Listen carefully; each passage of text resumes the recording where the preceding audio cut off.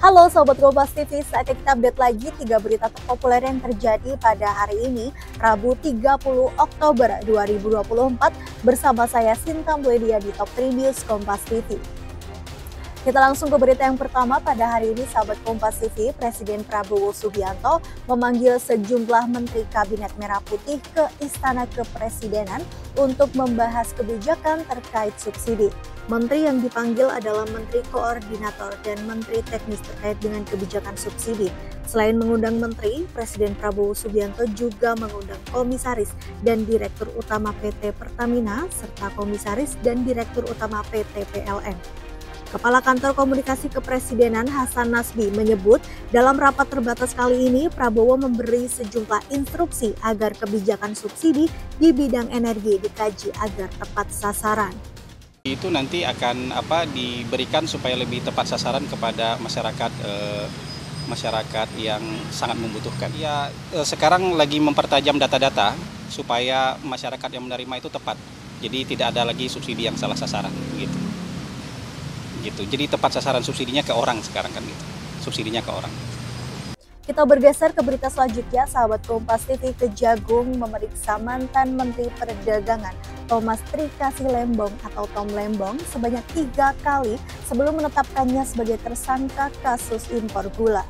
Kepala Pusat Penerangan Hukum Kejaksaan Agung Harli Siregar mengatakan pemeriksaan Tom Lembong dalam kapasitasnya sebagai saksi dilakukan sejak 2023. Kejagung baru menetapkan status tersangka pada Tom Lembong dalam panggilan ketiga pada Selasa kemarin.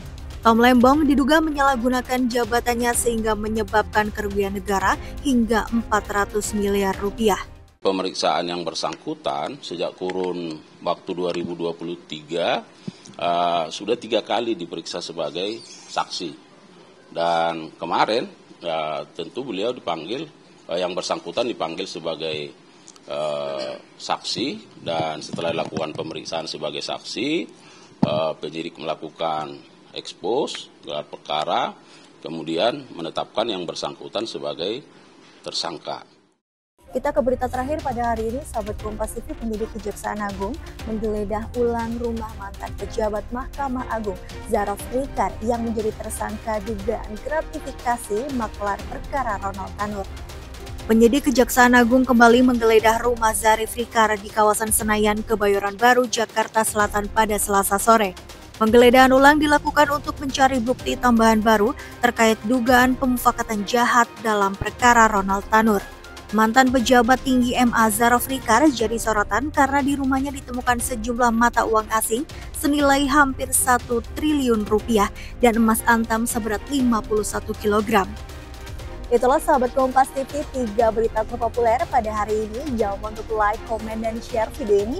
Dan jangan lupa untuk klik tombol subscribe pada channel Kompas TV untuk berita update lainnya. Saya Sinta Mledia pamit undur diri dan sampai jumpa.